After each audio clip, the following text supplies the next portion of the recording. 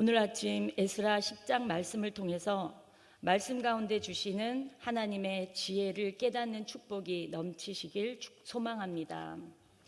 지금 에스라는 어제 우리가 보았던 9장에 이어 계속 기도 중에 있습니다. 본문 1절에 보니 에스라가 하나님의 성전 앞에 엎드려 울며 기도하여 죄를 자복할 때에 여기 에스라가 울며 기도하고 있습니다. 이 울음의 의미가 무엇일까요? 여러분 생각해 보세요. 바벨론으로 끌려갔던 유다 백성들이 1차로 포로 귀환하여 돌아왔습니다. 그동안 성전도 재건되었고 성곽도 다 쌓아졌으며 예배도 드려지고 있습니다.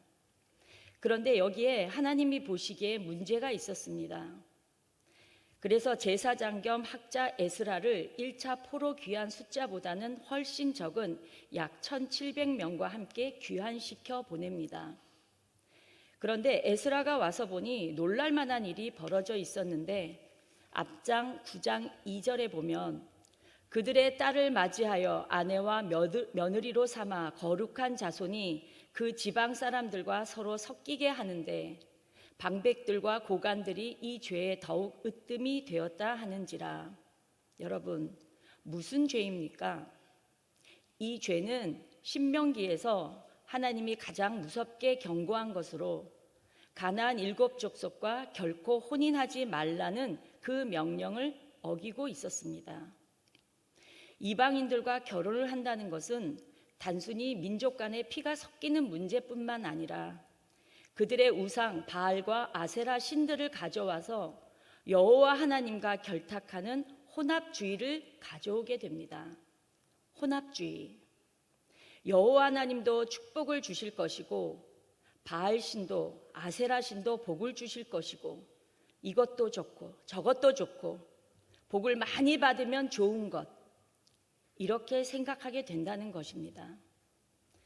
결국 참신이신 여호와 하나님을 배반하고 토착신, 즉 우상을 섬기는 죄를 짓는 것입니다.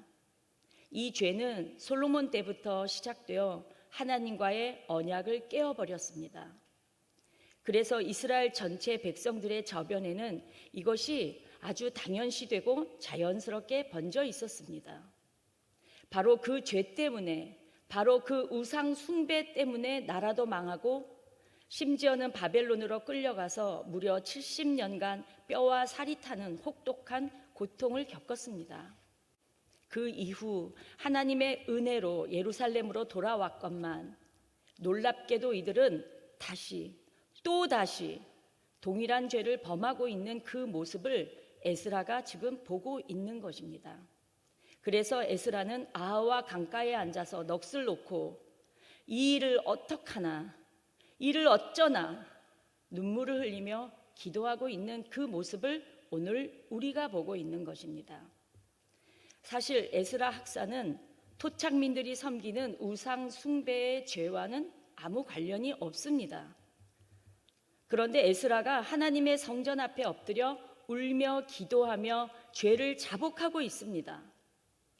여러분, 여기에 교회 공동체를 새롭게 하기 위한 우리의 마음가짐을 이해하는 중요한 단초가 있습니다. 여러분, 교회에 어떤 어려운 일이 발생했을 때 너 그렇게 나대더니 내 그럴 줄 알았다. 우리는 쉽게 그 잘못을 지적하고 남을 정죄할 수 있습니다.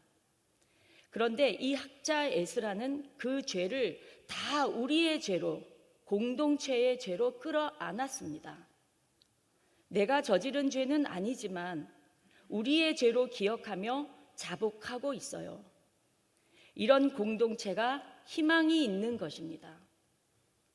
그렇게 자복할 때 이스라엘 중에서 백성의 남녀와 어린아이의 큰 무리가 그 앞에 모였다고 합니다. 여러분, 이 모임이 몇 사람으로부터 시작이 됐습니까? 한 사람. 눈물로 민족의 죄를 끌어안고 통곡하고 자복하는 한 사람의 엎드림으로부터 이 회복운동, 부흥운동은 시작됩니다. 그러니까 이 부흥의 시작은 많은 수가 필요 없습니다. 한 사람이면 됩니다. 사랑하는 성도 여러분, 회개운동, 부흥운동은 누가 먼저 시작해요? 내가 먼저 해요. 내가. 믿습니까? 아멘. 하나님은 이 시간에도 이 시대의 패역함을 바라보며 눈물로 기도하는 한 사람을 찾고 계십니다. 그 한 사람의 기도가 하나님의 보좌를 흔들 것입니다. 자, 그런데 이 모여든 사람 중에 참으로 중요한 인물 한 사람을 만나게 되는데요. 이 사람의 이름은 스가랴가 아니라 스가냐입니다. 스가냐. 2절을 보시면 무리 중에 한 사람, 엘람 자손 중 여히엘의 아들 스가냐가 에스라에게 이릅니다. 에스라는 지금 절망과 좌절 가운데 할 수 있는 것은 하나님을 바라보며 울면서 기도만 하고 있는 중인데, 무리 중에 한 사람, 스가냐라는 사람이 와서 에스라에게 이렇게 얘기합니다. 우리가 우리 하나님께 범죄하여 이 땅 이방 여자를 맞이하여 아내로 삼았으니 이스라엘에게 아직도 소망이 있나니. 좌절한 에스라에게 희망을 주는 한마디입니다. 이스라엘에게 아직도 소망이 있나니. 자, 우리 한번 우리 자신의 입으로 고백해 보겠습니다. 함께 따라서 할까요? 주님, 우리에겐 아직도 소망이 있습니다. 주님, 우리에겐 아직도 소망이 있습니다. 나에게는, 우리 가정은, 우리 교회는, 우리 나라는 아직도 소망이 있습니다. 아멘. 여러분이 이렇게 믿고 고백한 대로 이루어질 것을 축복합니다. 우리가 교회에서, 가정에서, 회사에서 일을 할 때 사람 사는 곳에는 문제가 있기 마련입니다. 그러면 무엇 때문에 잘못되었네, 누구 때문에 잘못되었네 지적하고 핑계대고 정죄하는 일은 쉽습니다. 그런데 따지고 지적한다고 모든 게 해결되는 것은 아니잖아요. 모두 다 그러면 앞에 있는 지도자가 너무 힘들어요. 그래서 그 중에는 꼭 이 스가냐 같은 사람이 있어야 됩니다. 말을 좀 희망적으로 할 수 있는 사람이 꼭 필요합니다. 스가냐는 이스라엘이 왜 아직도 소망이 있다는 것인지 그 이유에 대해서, 그 방법에 대해서 에스라에게 얘기를 합니다. 에스라에게 이르되 우리가 우리 하나님께 범죄하여 이 땅 이방 여자를 맞이하여 아내로 삼았습니다. 여러분, 이 스가냐는 공동체의 죄에 대해서 그거 없었던 것으로 하고 다 지난 일 그거 따지지 말고 이랬나요? 아니에요. 따지는 것이 나쁜 것은 아니지만 그 죄를 정확하게 인식하고 인정했습니다. 우리가 범죄했습니다. 범죄 사실을 솔직하게 인정했습니다. 참된 부흥과 참된 소망의 본질은 정확하게 죄를 인지하는 것부터 시작이 되어야 합니다. 그리고는 우리의 행위를 하나님의 율법대로 다시 고치는 것입니다. 본문 3절입니다. 곧 내 주의 교훈을 따르며 우리 하나님의 명령을 떨며 준행하는 자의 가르침을 따라 이 모든 아내와 그들의 소생을 다 내보내기로 우리 하나님과 언약을 세우고 율법대로 행할 것이라. 여러분, 우리는 기록된 문자로 읽으니까 이렇게 하면 되겠네 생각될 수도 있겠으나 현실은 그게 아닙니다. 한번 생각을 해보십시오. 본문 맨 마지막 44절에 보면 이 무리들 가운데 모두 이방 여인을 아내로 맞이한지라. 그 중에는 아기를 낳은 여인들도 있었어요. 비록 이방 여인이긴 하지만 어쨌든 부부로 살던 사람을 지금 내쳐야 돼요. 이것도 가슴이 미어지는 고통인데, 나랑 가정을 이루어 살다가 그 사이에 태어난 자녀들도 있어요. 이 어린 아이들을 두부 자르듯 쉽게 내칠 수 있는 문제입니까? 이거 결코 쉽게 해결될 문제가 아닙니다. 이 개혁은 굉장히 파격적이며 심적 고통을 감내해야 이룰 수 있는 것입니다. 그렇지 않으면 개혁이, 거룩함의 회복이 불가능합니다. 이 고통의 대가는 반드시 지불해야 하며 그래야 참된 거룩으로 소생할 수가 있습니다. 하나님께서는 우리 죄인된 인간을 구원하기 위해 오직 하나밖에 없는 독생자 예수 그리스도를 십자가에 못 박아 그 핏값을 지불함으로써 우리를 구원하고 회복시키셨습니다.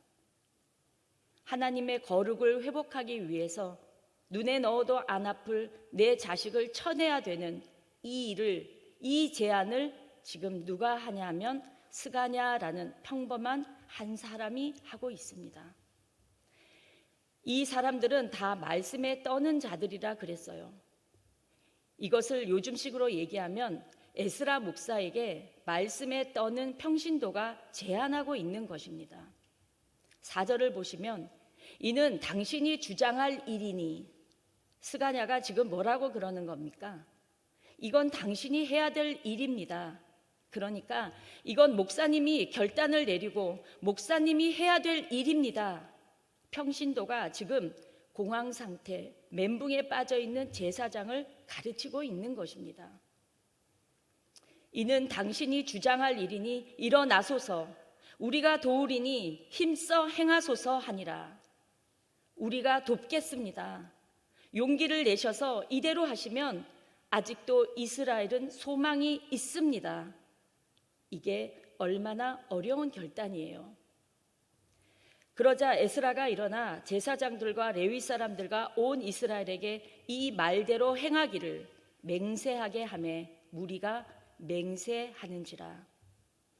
제사장부터 온 이스라엘 백성이 맹세를 합니다. 온 백성이 대단한 단합을 이루며 의지를 보인 것입니다. 다 됐어요. 이제 새로워지도록 실행하는 일만 남았어요. 그런데 6절을 보시면 이에 에스라가 하나님의 성전 앞에서 일어나 엘리야십의 아들 여호하난의 방으로 들어가니라. 그가 들어가서 사로잡혔던 자들의 죄를 근심하여 음식도 먹지 아니하며 물도 마시지 아니하더니 라고 했습니다. 에스라가 지금 뭐 했다는 것입니까? 음식도 먹지 아니하며 물도 마시지 아니하며 금식 기도했다는 얘기입니다. 여기서 우리가 한 가지 교훈을 얻는 것은 이방 여인들을 다 쳐내는 일에 맹세를 받아내었고 이제 실행만 하면 되는데 마지막에 에스라는 금식 기도를 합니다. 에스라는 온 백성과 제사장의 맹세로 준비된 것에 만족하고 의지하지 않았습니다. 자기가 열심히 만들어 놓은 걸 의지하지 않았습니다. 마지막까지 누구에게 의지했습니까? 하나님의 은혜에 이 일을 맡기는 결단을 한 것입니다. 우린 보통 자기 머리로 다 재보고 이 정도면 뭐 준비 다 됐다 그래요. 그러나 실행해 보면 얼마나 돌발 변수가 많습니까? 시편 127편에 보면 여호와께서 집을 세우지 아니하시면 세우는 자의 수고가 헛되며 여호와께서 성을 지키지 아니하시면 파수꾼의 깨어 있음이 헛되도다. 너희가 일찍이 일어나고 늦게 누우며 수고의 떡을 먹음이 헛되도다. 그 헛되도다가 3번 나와요. 인간끼리의 모든 전략과 수고는 헛되다는 것입니다. 준비되고 맹세하고 각오한 것도 중요하겠지만 마지막 한 호흡까지 하나님의 은혜를 의존해야 합니다. 이 세상은 죄악투성이의 메커니즘으로 이루어져 있다 보니 누가 또 딴지를 걸지 그 무엇이 방해할지 아무도 모릅니다. 그러니까 우리는 평생 하나님의 은혜가 부어지지 않으면 한 호흡, 한 숨도 내쉴 수가 없습니다. 어떤 분들을 보니까 간단히 기도는 해요. 그리고 기도했으니까 별일 없겠지?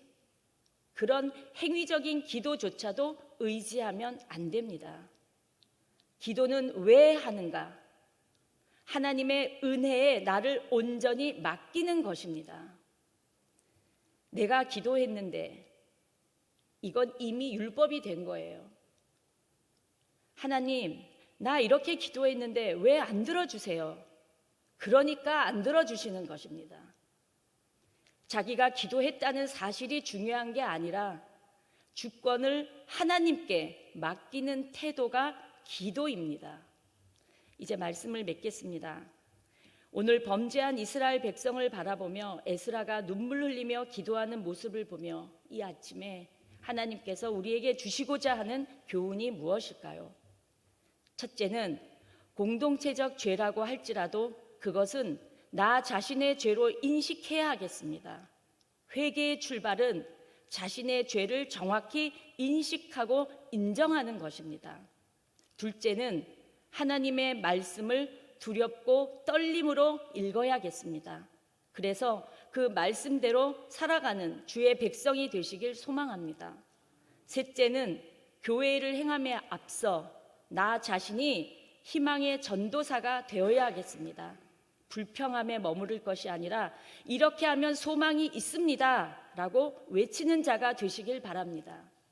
마지막으로 그 무엇보다 중요한 것은 일을 시작하기 전에 하나님께 기도하는 하나님의 은혜에 나를 온전히 맡기는 자세가 필요합니다.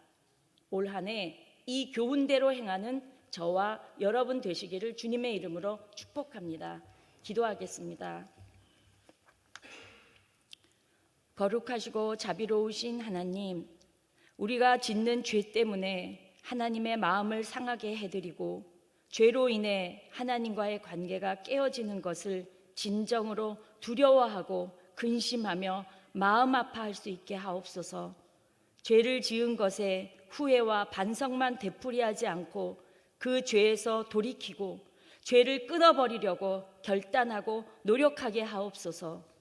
공동체의 무너진 곳을 위해 간절히 기도하며 건강하게 세워갈 수 있는 영적 리더들이 될 수 있도록 성령 하나님 우리를 도와주시옵소서. 신실하신 예수님의 이름으로 기도합니다. 아멘. 하늘에 계신